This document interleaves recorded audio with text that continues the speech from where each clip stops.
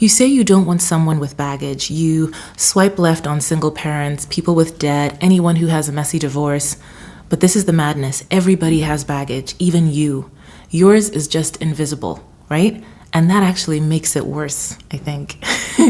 The woman who's got 2 kids, she knows what she's carrying. But you, with your commitment phobia, your daddy issues, your untreated anxiety, you've convinced yourself that you're baggage free. You're not. You're just really, really good at lying to yourself. Let me explain.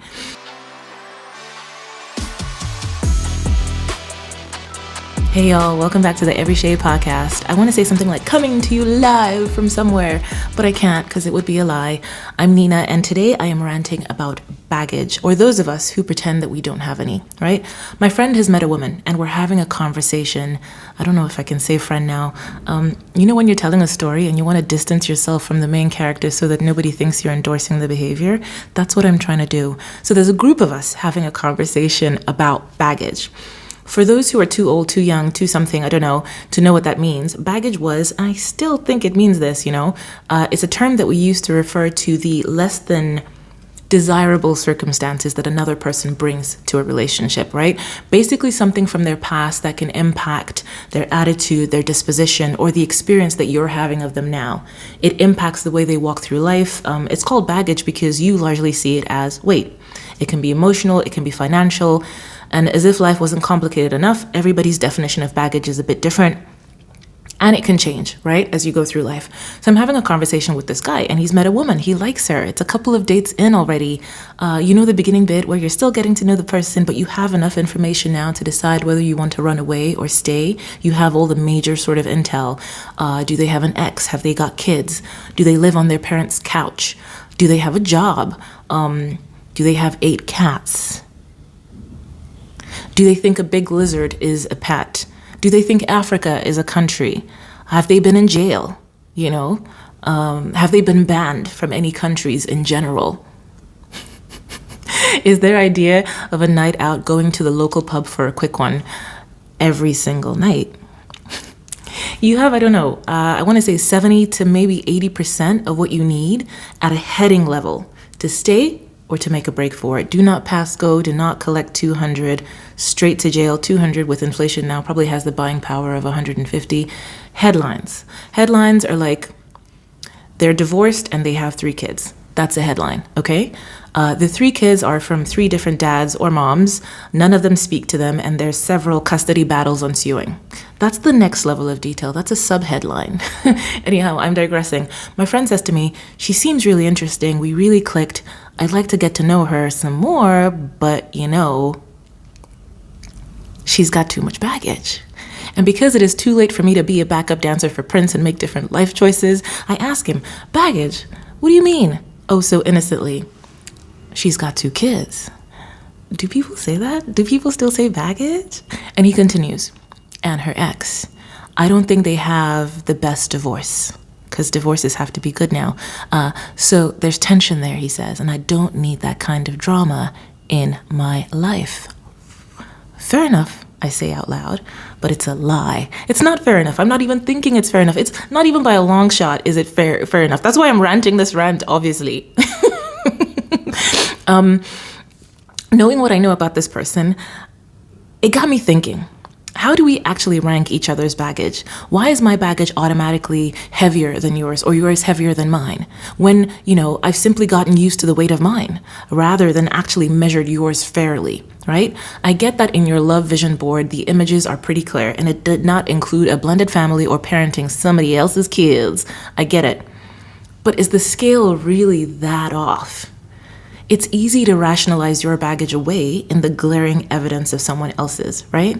You are the perfect baggageless human. You juice, you do ice baths, you meditate, and your journaling app has a streak of 1 billion days yet. There is a part of you that doesn't come out on date 1, the same way that they don't tell you about their crazy ex the first time you meet them. Somewhere along the way, we've created a hierarchy, a ranking system for human complexity. And it's absolutely bonkers when you actually look at it, right? There's baggage that comes with receipts, with documentation, with evidence that you can't really hide past the second or the third date. Kids, that's baggage that you literally have to pick up from school. Divorce papers, financial debt that shows up on your credit score. An ex who still calls because co-parenting requires communication, a medical condition that needs managing. And because their baggage is more obvious, it comes out in conversation. It comes out earlier. You talk about it. The kids, the divorce, the debt. This is all declared baggage. They come with receipts. You cannot hide it past day 2, day 3, I think. And maybe because of that, you have like half a chance of actually building something together because they've come out and they've said it. It's on the table. This baggage comes with custom forms that nobody really looks at, declaration cards, and then there's your baggage. Our baggage, the invisible kind, the kind that doesn't show up in conversation until 3 months in when somebody finally sees you spiral because, they accidentally topped your salad with almonds and not walnuts. Yours doesn't exist. The anger, the crippling fear of intimacy that makes you ghost a person after 3 months, the anxiety. Oh, the anxiety. That kind of baggage lives in how you shut down when conflict arises, stonewalling. The kind that manifests in why you never let anybody meet your family, why you can't handle anyone actually being upset with you, why you work 70 hours a week to avoid actually dealing with your life. The tragedy is that people who have visible baggage are forced to unpack, to examine theirs up front, right? I gotta say it. They gotta justify their worthiness. They have to explain, to defend, prove that they are worth the trouble, me and my 3 kids. The single mother has to assure you that she is not looking for a father for her kids, that she has childcare sorted, that her ex is reasonable, that she can be spontaneous even though she has a school run to do later and a recital at 5. She has to make her baggage smaller in the telling, more manageable and less threatening. Meanwhile, the person with invisible baggage, they get to walk around pretending that they are actually baggage-free. No kids, check. No debt, check. Never been married, check, check. No crazy exes, check, check, check. Clean slate, no complications, easy. Invisible baggage people get to pretend they're baggage-free until 3 years into the 6th failed relationship, wondering why another woman is just not right for you. You're sitting there saying, I can't date somebody with kids, while bringing emotional unavailability that has destroyed everybody who has tried to love you. You can't have a night out without ending up in accident and emergency, but there you are looking for the 6'4", 15% body fat, generous heir to a hotel dynasty who can make his own pasta from scratch. And he should take on your anxiety, your lack of self-control, your insecurity, your inability to make decisive decisions, and let's not forget your cute little habit of screaming in your sleep sometimes. That kind of delusion is applaudable, and it's sure to come in handy when you become something like a CEO or a cruel dictator. At least kids are tangible. At least you know what you're signing up for. Invisible baggage people think that their lives are easier, except they're not necessarily. Like everyone else, they could be a minefield of unprocessed trauma, unexamined patterns, defense mechanisms so bloody sophisticated that they don't even recognize them anymore. Think about it. You excuse yours away as personality quirks, being ambitious, knowing what you want. You're sleeping on the 10th sofa this year, and it's only April. Well, it's January. You get rejected for having kids by someone who has untreated anxiety that's destroyed through relationships. You get turned down for having debt by someone who's emotionally bankrupt and can't sustain intimacy for longer than 6 months. You're dismissed for having a complicated relationship with your ex by someone whose relationship with their mother would make Freud weep. Here's the hierarchy. This is what it actually does, this nonsensical thing, right? It makes the person with invisible baggage feel superior, like they're doing you a favor by even considering you. After all, they have their life together. They don't come with complications. They're the catch. And you, with your visible, tangible, clunky baggage, like like those aunties from Nigeria who have come in to visit their grandkids with all those boxes of real food, because what are you eating in America? Yeah, that's your baggage. So you're supposed to be grateful that somebody will date you even though you have 3 kids, even though you have a crazy ex. Grateful that they're giving you a chance. Grateful that they're willing to overlook your messy divorce, your student loans, your kids, your health issues, your whatever it is that doesn't fit into their vision board of uncomplicated love. You are the drama-ridden one that they are condescending to love. The invisible baggage person gets to set the terms, gets to have standards, gets to maintain the fantasy that they're the prize, While you, sweet pea, you're the one who needs to prove your value because of your obvious flaws. Here's what they don't tell you, right? Visible baggage often, not always, it means sometimes the person's done the work, you know? The divorced person, they've probably been through therapy, counseling. They couldn't fix the marriage, but they've examined what went wrong. They've done the painful inventory of their own contribution to the failure. They've had to, right? The legal system, the co-parenting arrangements, the sheer logistics of untangling a life you had with another person, it forces examination. And hopefully an acceptance of, your own issues and perhaps the work that's required to get over them. The person in debt, probably by now they know where every single pound went, They've had to reckon with the life that they've created for themselves, with their choices. The time it is that they went to get a car, they went to see their chances of getting a mortgage and they were told their credit score, or literally chased out of the bank with an actual broom. That ice water over your head moment where you realize, shit, I can't afford anything. They've had to wake up to the life they've created with a single-digit credit score. I don't know if it goes to single digits. And hopefully now they're managing it, right? They would explain why they didn't want to go to that fancy restaurant. They've got a plan. They know their credit score down to the decimal. I also don't know if it goes to decimals. They know how many days and months it'll take to get that number back up. They know all the aspects of life that they can no longer participate in because of where they are. The single parent, they've learned to prioritize, to manage time. They've learned to show up even when they're exhausted, to love someone more than they love themselves, to make a decision that isn't solely about them. They've been tested in ways that a child-free person cannot even begin to imagine. I've seen how my friends have changed, how their lives have changed the second it is they become parents. And that's even when there's two of them, They've got a much bigger capacity to love than before, okay? A single mom, a single dad, they can run a schedule like nobody else. Everything from the bake sale to the potty training to the recitals, everything organized and color-coded in their minds. But the person with the invisible baggage, they've never had to examine. They've never been forced to unpack, right? So they've never unpacked, right? They haven't had to.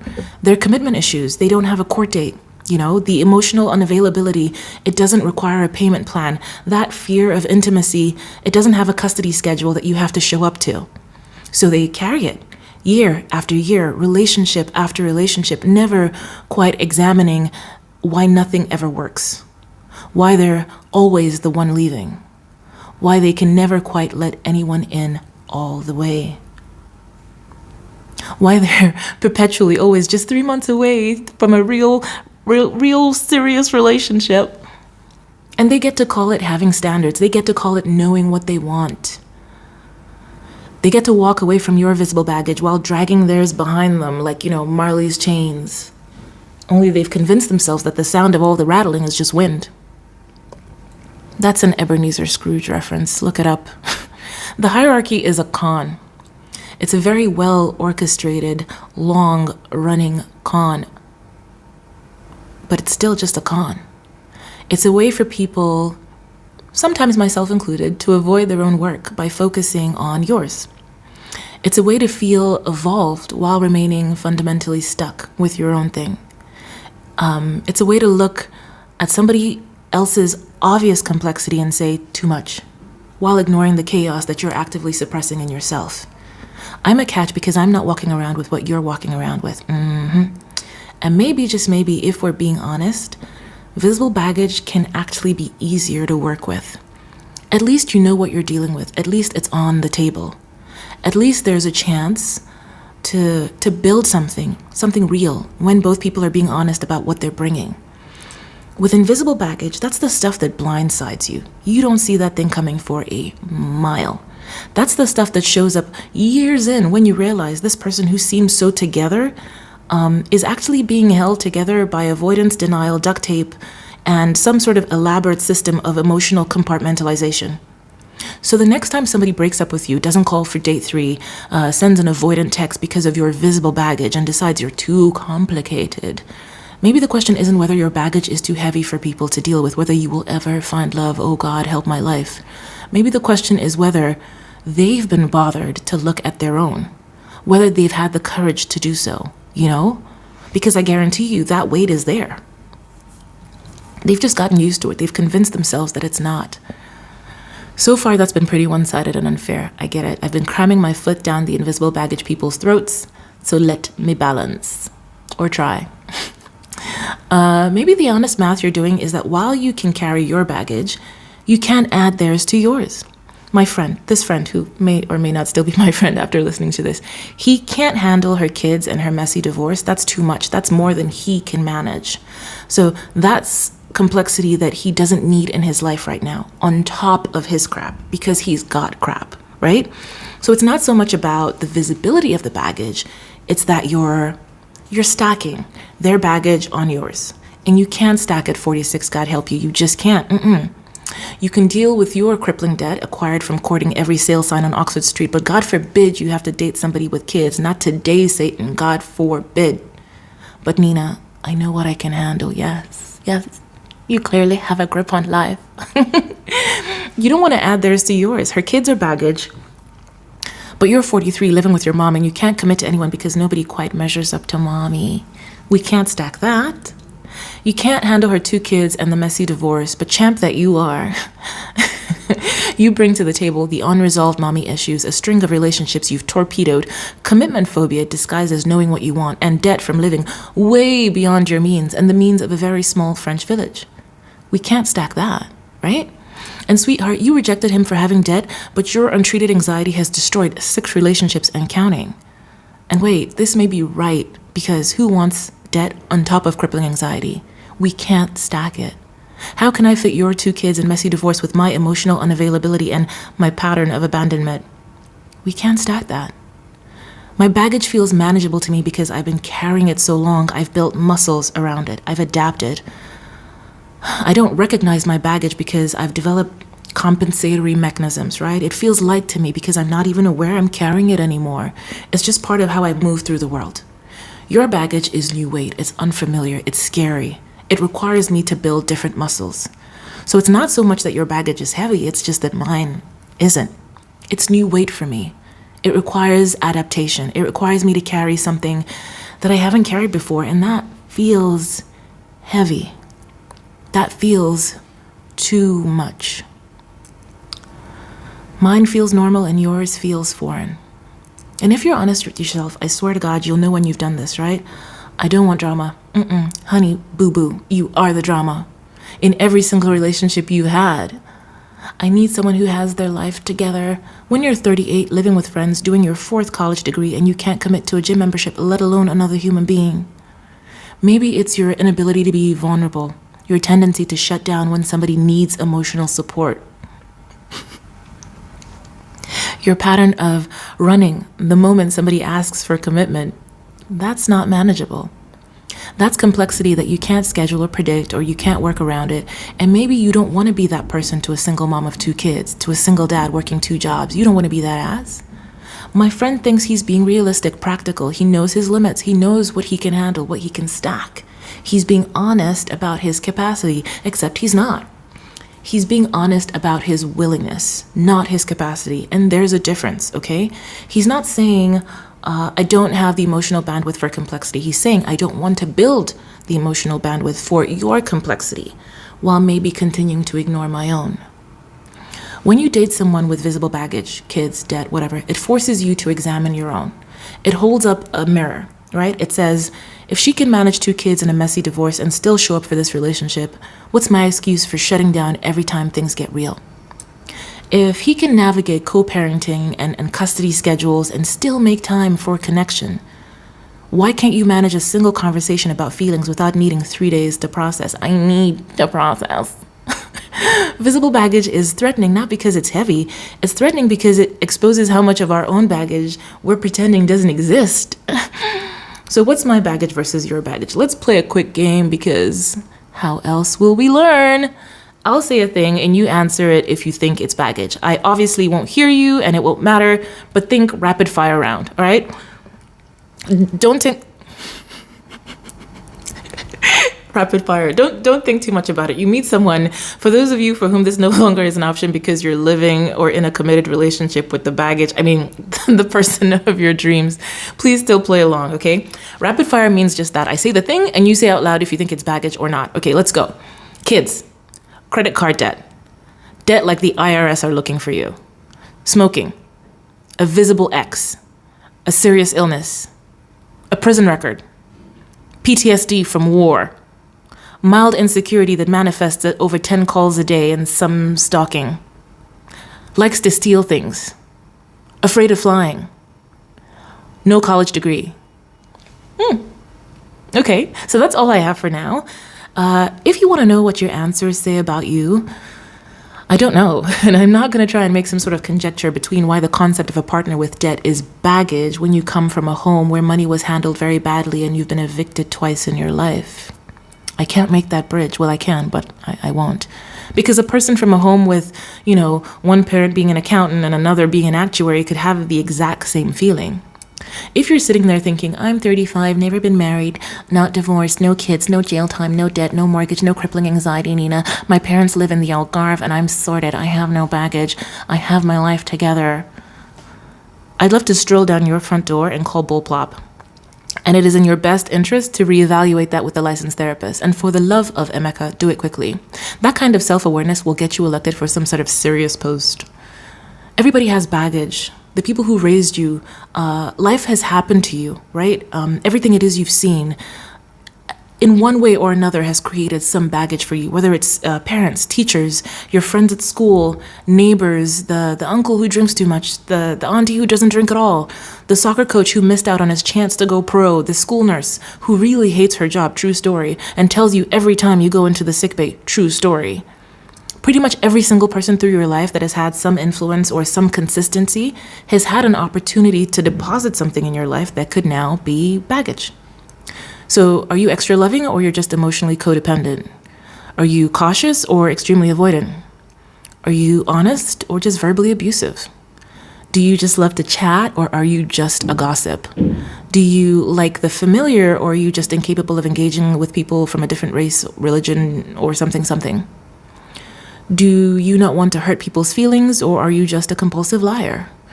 Are you strong or do you think emotion is weakness? Are you independent or untrusting? You go on and on like this, right? Do you just love a good time or are you an addict?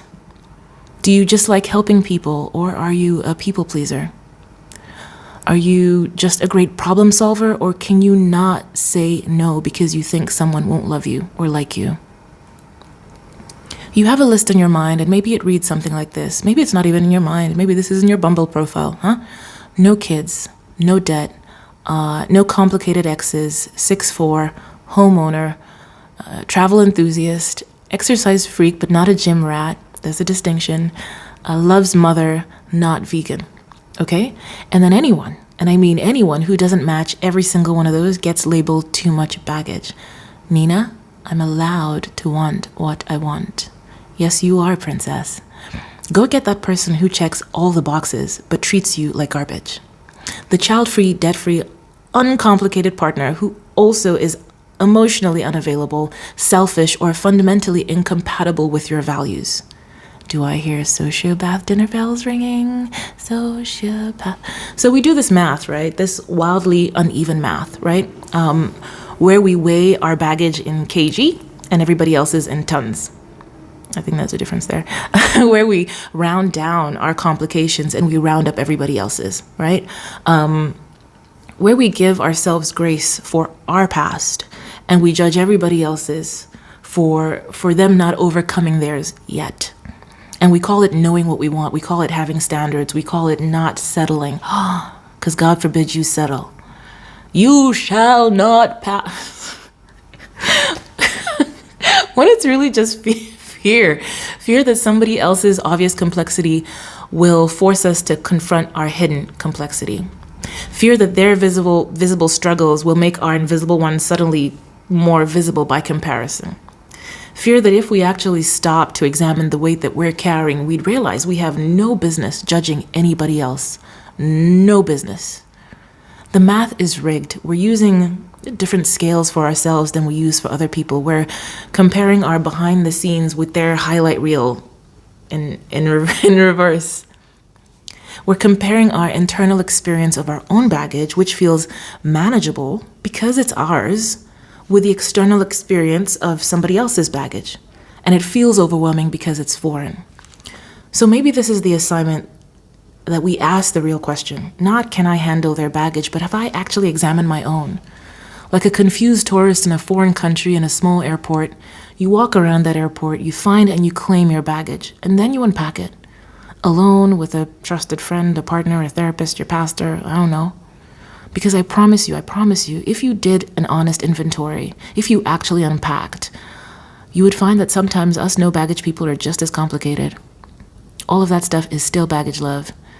And because I'm still working through my own baggage, I guess my encouragement to myself today is, the math is rigged, but it's currently rigged in my favor. Until next time, it's every shade. Okie dokie.